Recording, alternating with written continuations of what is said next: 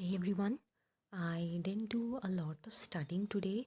I could only do the GT review.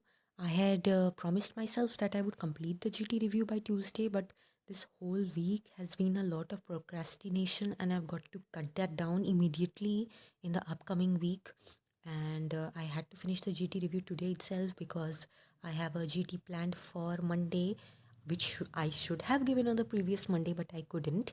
So I will have Sunday as the break day, and the studies have been going very slowly pretty recently. Like I can excuse myself for the last 2 days because I was buying the tablet and I had to travel to a new city for that. And today I had to go out and get a tablet cover and Gorilla Glass for the tablet. I couldn't get them by the way because the tablet is so big.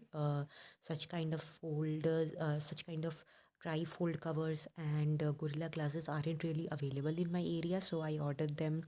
I went to the local markets to purchase some items that my family needed, and that is this thing. When you are staying with your family, you have to interact with them, you have to go out and do some work for them, and that takes some time. And that, like, I guess that's the payoff.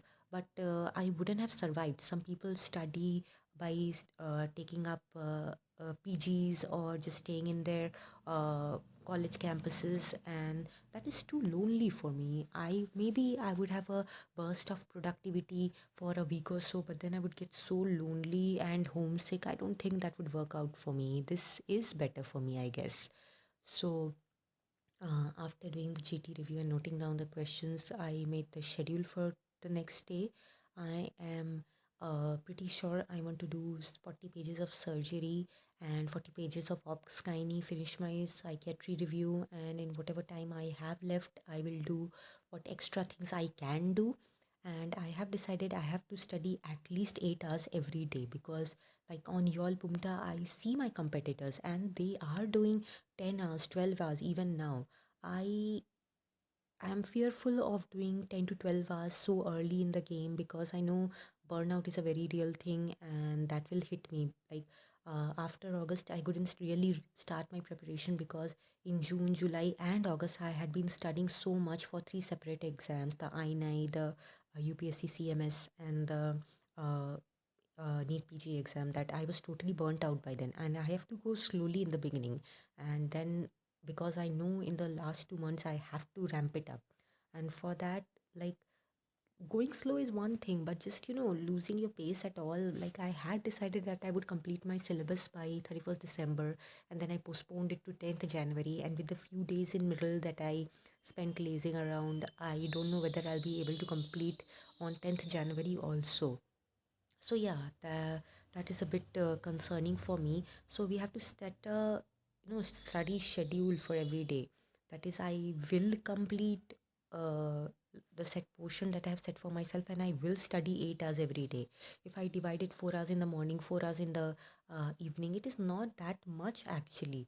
8 hours a day, and like I see from my Yol Pumta app that I have done 210 hours per month, 270 hours per month during my professional exams during MBBS.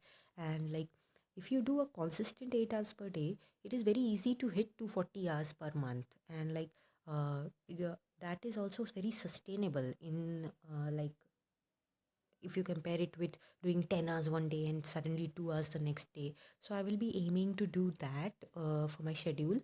uh, yeah, that's that. And I've been using my new tablet for a little bit. I'm not sure whether I'll be using it for notes or not. I still prefer the pen and paper method. But yeah, I'll do some note taking on it, see where it takes us. I mostly used my tablet until now to watch movies. I watched Stree 2 yesterday with my mother, and that's it then. So I have planned my day for the next day, and okay, see you tomorrow.